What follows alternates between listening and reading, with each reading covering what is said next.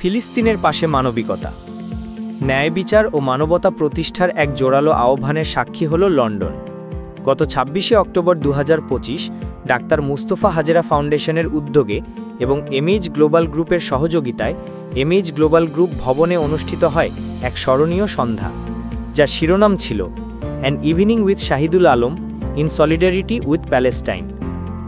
অনুষ্ঠানটি কমিউনিটি নেতা, বিশেষজ্ঞ এবং তরুণ ব্রিটিশ বাংলাদেশিদের এক অভূতপূর্ব মিলন মেলায় পরিণত হয়।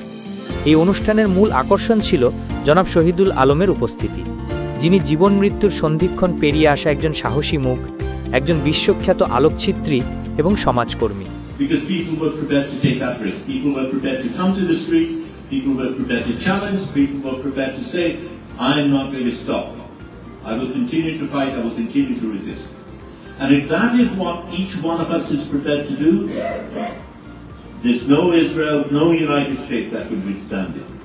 And that is all I was trying to do. I was trying to break the siege. I was trying to put my body on the line as everyone else. There were 92 of us on that ship. We were prepared to do that as a statement of rebellion, as a statement of protest.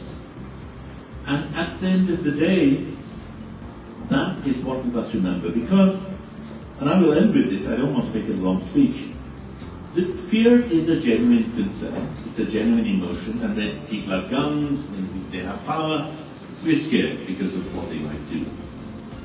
And it is through fear that they control us. But people who are repressive tyrants have one big advantage. Their biggest weapon is not the guns, it's not the money, it's our silence.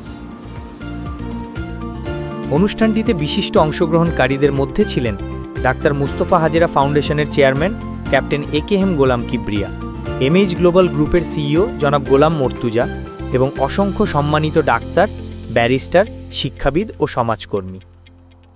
মানবাধিকার কর্মী জনাব শহীদুল আলম তার শক্তিশালী, চিন্তামূলক এবং গতিময় বক্তব্যে ফিলিস্তিনের নিপীড়িত মানুষের জন্য কৌশলিক উৎসর্গ, সাহস এবং বৈষম্য অত্যাচারের বিরুদ্ধে ক্রমাগত সংগ্রামের প্রয়োজনীয়তার ওপর তীব্র জোর দেন।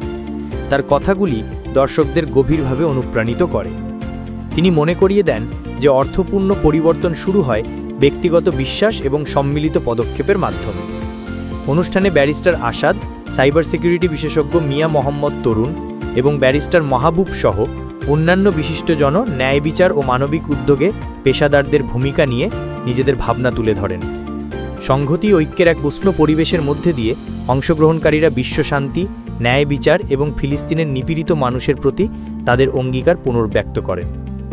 ডাক্তার মুস্তফা হাজেরা ফাউন্ডেশন উপস্থিত সকলকে আন্তরিক কৃতজ্ঞতা জানায় এবং মানব সেবার মূল্যবোধে অনুপ্রাণিত হয়ে শিক্ষা ব্যবস্থা, স্বাস্থ্যসেবা এবং মানবিক ত্রাণের কাজ অব্যাহত রাখার দৃঢ় সংকল্প ব্যক্ত করে।